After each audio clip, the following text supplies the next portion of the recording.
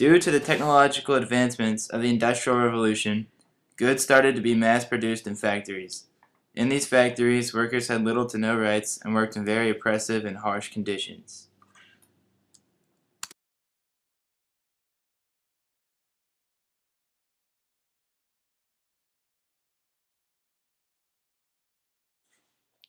Factory workers were under terrible conditions, and so they joined together in voluntary associations called unions.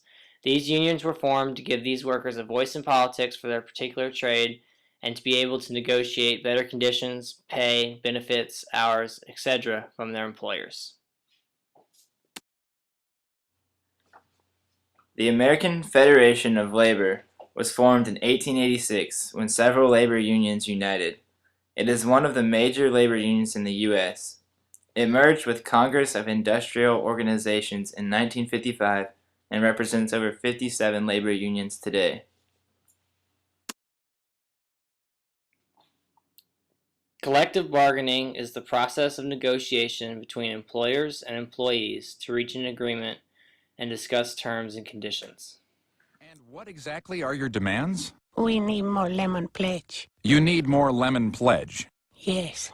We're not responsible for that. You should just bring it from your own home. No. A strike is when a group of workers quit working to get owners to listen to their arguments, and also as an attempt to force the owners to meet their demands by cutting their labor force from under them.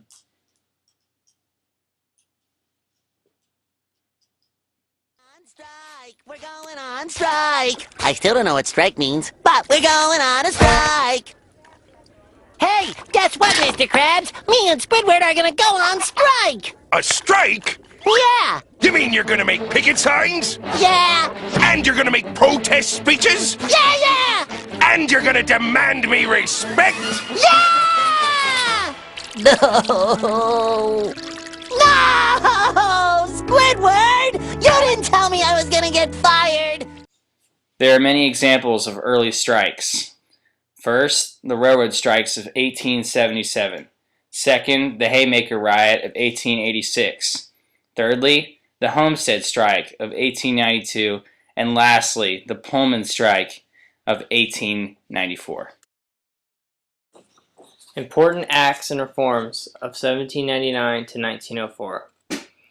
As a result of the numerous strikes and the formation of unions, it eventually gave the workers a few different rights. Among these were the Factory Act of 1833. It made it illegal to hire children under the age of 9.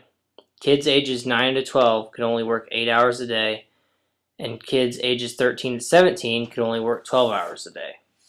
The Mines Act of 1842 prevented children and women from working underground. The 10 Hours Act of 1847 limited the workday of children and women to only 10 hours.